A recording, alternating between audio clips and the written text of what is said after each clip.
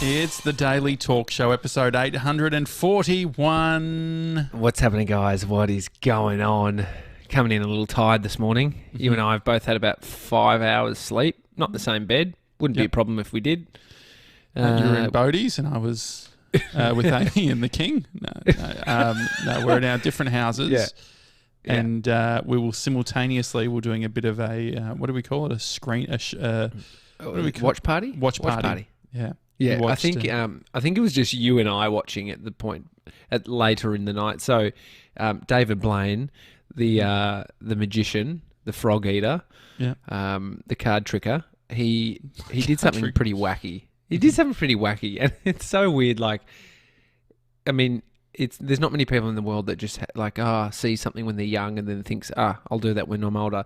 Like, hold on to a bunch of helium balloons and float away into the sky 25,000 feet up and then parachute down. That's what he did. And thanks to YouTube, we got to watch the whole thing unfold. And I know what you expected? JJ, well, I didn't think so. It started at 10:30 p.m. last night. 10:55, yeah. 10:55 p.m. and I went to bed at 2 a.m. And you stayed up just for that. I actually got through 5 hours of work as well as watching that. It was so good. Like, the work I had to do, like, I didn't get to do literally, you and I did the show yesterday, and then I couldn't. I did some like fucking bookkeeping or like admin shit in between, sent some emails.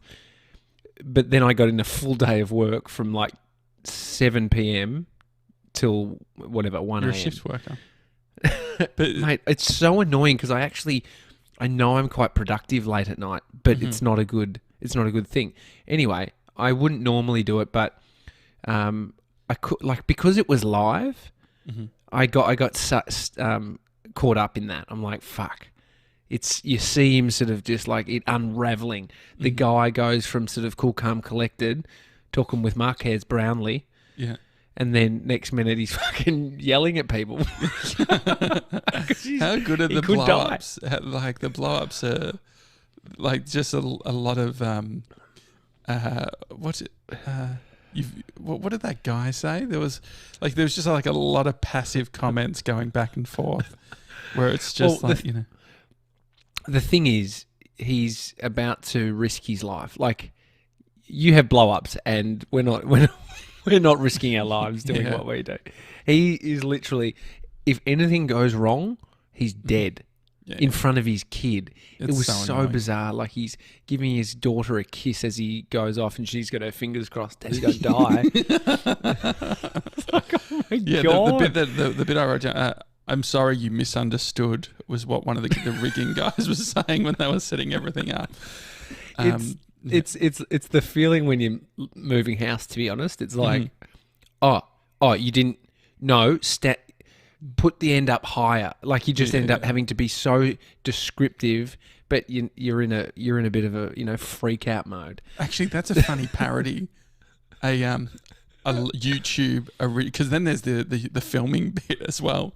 Like, imagine doing the blow ups, but then bring to it, it's like YouTube's live streaming the whole thing, and so it's just like you're trying to fucking you can help me with this fucking hi YouTube, just hi viewers. I wonder if he reflects on it and thinks, fuck, I was pretty like, demanding. But I reckon he's like, nah, I have to be. This is my life. If I don't get the right answer, what the one thing I took away was, they said the brain. So they had like they were patched through to him when he's 20,000 feet up in the air. They're talking to people on the ground, or he is, and the guy talking said, the brain's trust has said, go for it.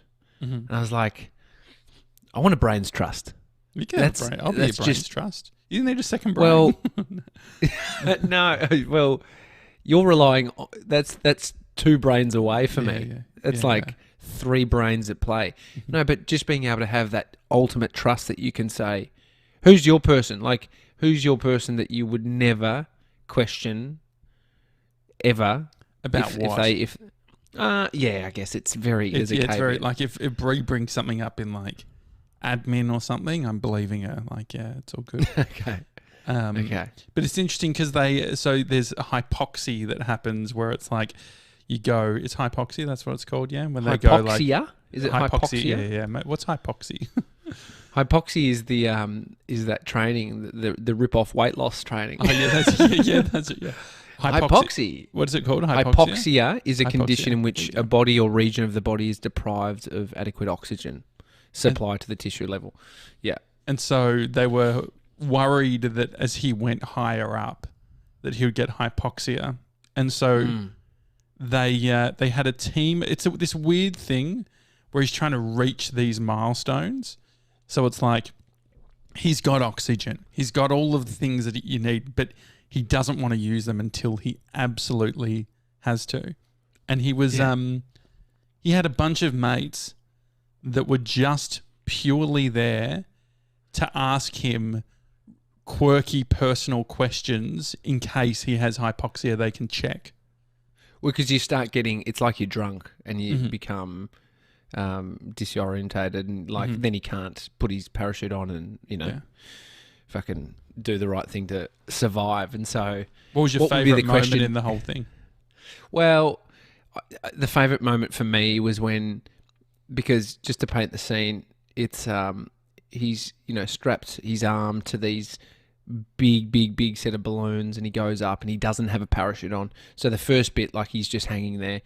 He does have a harness on strapped to it, but basically he has no parachute. So if the balloons popped or somehow he fell, he's dead. And so he gets to a certain height where then he initiates stage 2 where it's bringing down the parachute with this like little pulley system. And then he has to unbag it, drop the bag off and put his arm into the parachute and then put the whole parachute on while fucking 7,000 feet in the air. Absolute lunatic. That moment though, God, he had a lower heart rate than I did. My heart rate was fucking so high. How much of this is theatre? So like he didn't have to do that. It's obviously he wanted the shot. The funny thing is he's like, man, I want to get a clean shot of me without the backpack on. Like, so it's like, the proper sort of silhouette. But in reality, he's got so many batteries and transmitters attached to him. He looks like he's fucking bloated. Like he's got like it looks like he's wearing a fat suit or something. But, I know. That was my favourite bit. Putting the parachute on. Just that but this is why. I think it's why he did it, because there's so much at stake. The moment you're holding the parachute in your arms or you've put your arm through it, like my arsehole was clenched. But what about the theatre of the where he's going to land? Like like before he went up, and they're just showing on a screen. Do you think that was the so? The guy who's organising it all, was his name Luke? I remember the guy who's done 20,000 jumps previously. Anyway, he's explaining to David, this is where you need to land. And I don't know if this is just shtick that David was doing just to sort of elevate the tension. He's like, where is that? Like, no, which way? Like, he didn't fucking... He's like, I don't have a good sense of a direction.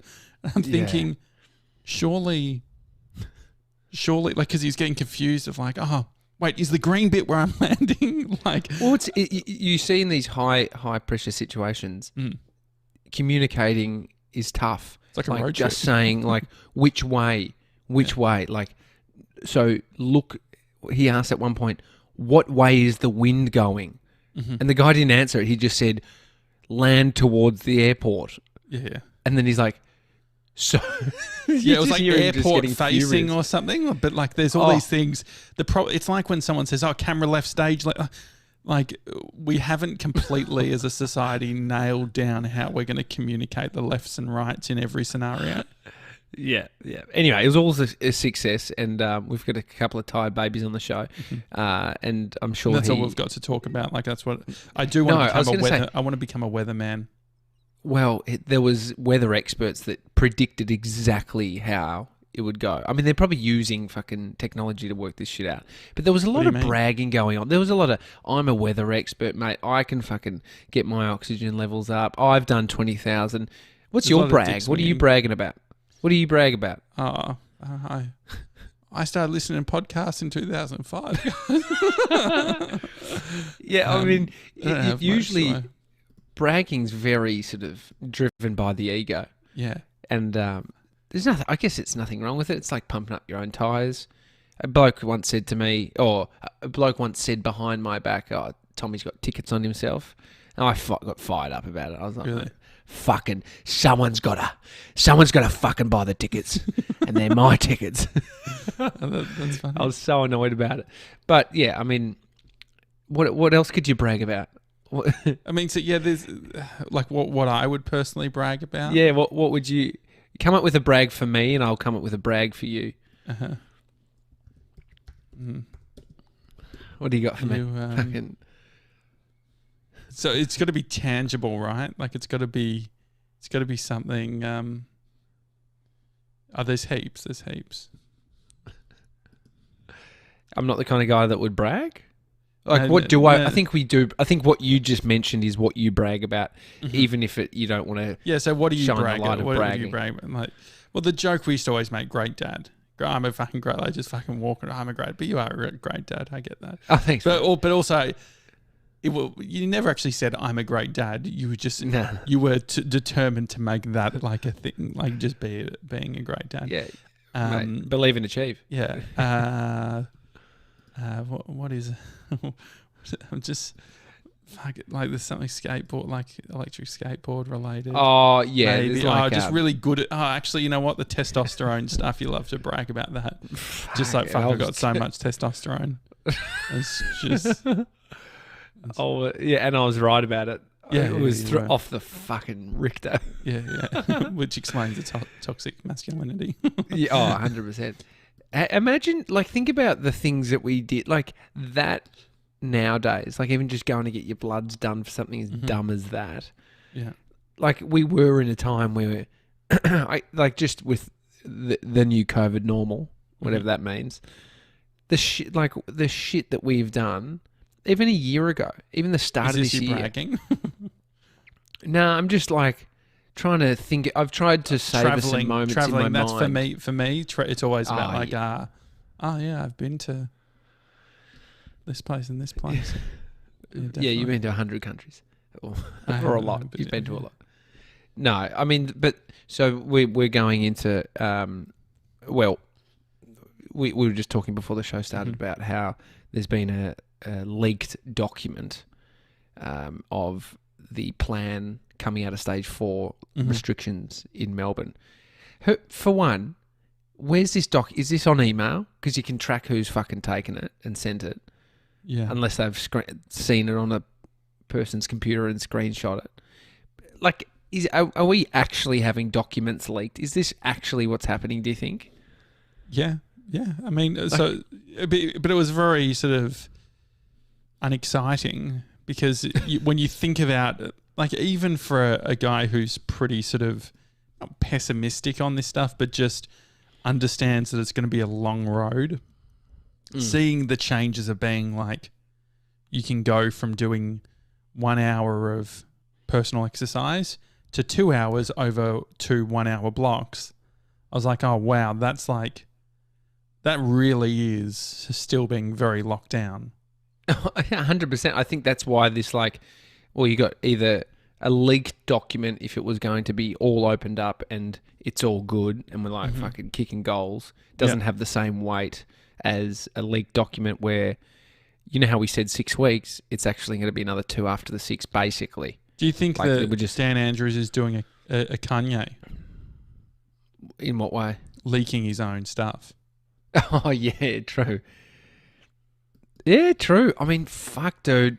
I was listening to... Build hype for his album on Sunday. I was listening to the Flagrant podcast. What's it called? Flagrant. Okay. With what does that mean? What's flagrant? Andrew Schultz. Schultz. Mm-hmm. But just like when I'm just on that sort of people leaking their own stuff, like the stuff that's being leaked at the moment over in the States in the lead up to the election, it's ridiculous. And it's not even like a photo of Bill Clinton getting a massage by one of the one of the victims of Jeffrey Epstein. And this photo's 15 years old, and it's just coming out now. And it just so happens that it was leaked on Monday when Bill was doing some speech. And then Michelle Obama, there was a thing leaked of her saying about Jeffrey Epstein. Who's that fucking dirty, disgusting Hollywood guy? Weinstein. Her saying, what's his first name? Weinstein's great. He's one of my great friends or something. Oh, really? And she was talking as well. And so the point is that people do hold shit. Like you think, who would actually leak their own stuff, or who holds stuff? Like the game of the political game in the States, like people are holding onto photos for 15 years and then dropping them. And the good point around this stuff was the photos back 15 years ago, like when these photos were taken, there was no iPhone getting a high quality picture. There was photographers around. And so then there's the push of like people were doing it to hold power. And so it was like they knew back then, fuck, we need to get this on footage to then manipulate them later in life. And so, I mean, that's taken away from Dan Andrews leaking a document. But I mean, there's low level for Dan having something like that leaked. Like, it's a bit annoying. Yeah. I guess there's obviously going to be stakeholders that are like, we need to know now. People need to know now. People need to be planning now. There's always going to be that sort of pushback. Or there could be someone in the Liberal Party that has connections to the Labor Party and doesn't really have allegiance to the Liberal Party. Also, you've got to consider... I'll just send this over to send this over to JJ. You've got to consider if they're, because of the federal government, I guess, being somewhat involved in all of these different things, or at least they're having some form of comms, it would be going to, I would think, the federal government as just nice to know. And so you'd think that the opportunity for leaking would be high. But, you know, I'm an epidemiologist, not sort of a political scientist. Yeah. You're more about, you know, the real ins and outs of the virus. Yeah, if you want to know about the sort of... the infections. I mean, there was something this week about, as an epidemiologist, you'd appreciate this, bee venom rapidly killing cancerous cells, breast cancer cells. That's good, isn't it? And Reece Mitchell sent this to us, both individually. And he was part, like, I actually haven't written back to his last message. He goes, like, man, that's great. He's like, post about it. Did he say that to you? Put it on. No, he didn't say that to me.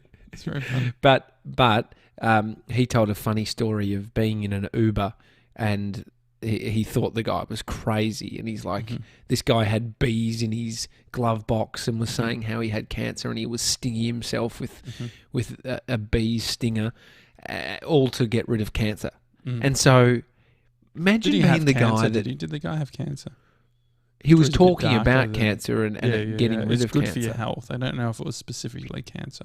It was stinging down his spine. Yeah, that's Imagine being the guy that no one believes. You sting your spine with fucking bees and you got to drive Uber in LA, and everyone thinks you're crazy, but you're actually onto it.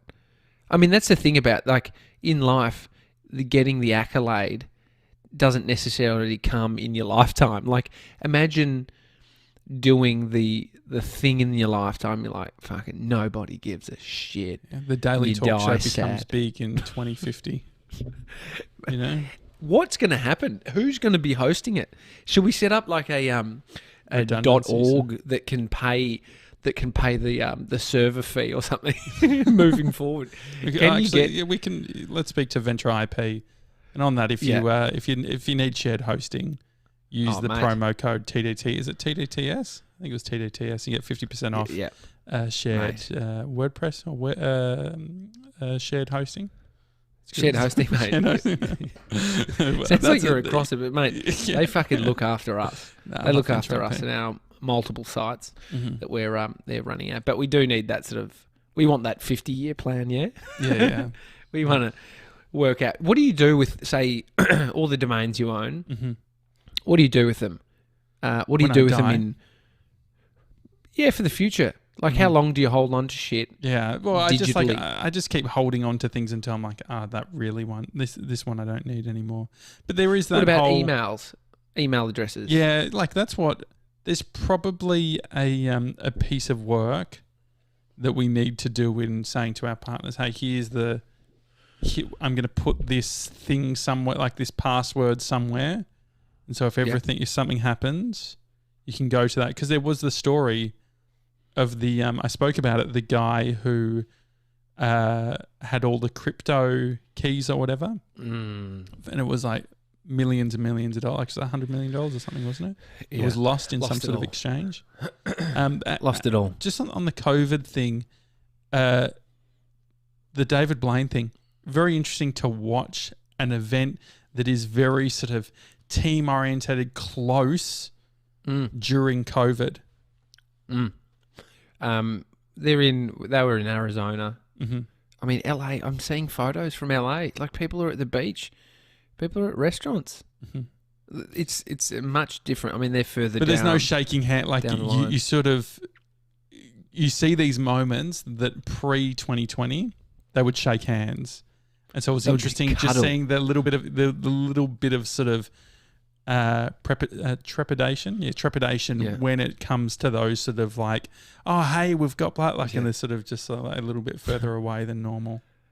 Oh, yeah. I mean, if you were to do something in that team, if you were to be a specialist, which specialist do you think was the coolest? I mean, the coolest is that guy who's done the 20,000 jumps. Mm-hmm. He's done some crazy shit. Yeah, and like he was just fucking orchestrating the whole thing, which is like he was just a real top dog. I just like how casual he is, but he's fucking running around and making sure everyone's... I just pick up on the little things where it's like 3G, go or no go, it's just like saying all these words to like check everyone's departments, and fucking got the helicopter pilot would be sick. Yeah. Well, here's a question: the balloons. Mm-hmm. So he dropped from the big pack of balloons. Where did they go? So, they had cameras on them. Yeah. So they've got. Do you know what squibs are? No. So squibs are used. So when I was doing VCA, like film and TV, they had an armourer do training with us. Stop bragging. That's a good brag. Highly educated. But more sort of practical. But so an armourer came and we used squibs, and it's when you're, say, doing a scene where there's a shootout or whatever, you need to create something that looks like they're being shot. So a squib's a little explosive, like it's a tiny little detonator thing. And but what they do from a film and TV perspective is they put like a blood sort of what would you call it? Like a bag, little satchel. Little satchel thing. Yeah. And so then when it detonates, it then squirts blood everywhere. Anyway, so they were using I heard them say squib, like they were talking about squibs or whatever, in the balloons. And so, because they understood all of the weather stuff, they could control the whole balloon like system based on getting rid of weight for one thing. Yeah. So they had all of this sand that they could let go if they needed to make it go higher. So cool. But they also had the squibs to be able to pop some of the big balloons. Wow. And so then popping it would mean it's going to come down. And so they just popped them and then got it hovering down. I haven't actually seen, so we went to bed at 2. Yeah. I haven't seen what's happened since. Yeah. Well, safe to say that like a million penguins have died from that plastic. Yeah. There's been a max. Actually, penguins are now extinct thanks to David Blaine. It's his biggest magic trick he's ever done. Yeah. He tried to swallow one. It is interesting. I mean, it's brace at hearts. It's like our moon landing. not quite. But dude, imagine if you didn't stay up for the moon landing and you stayed up for David Blaine's magic trick.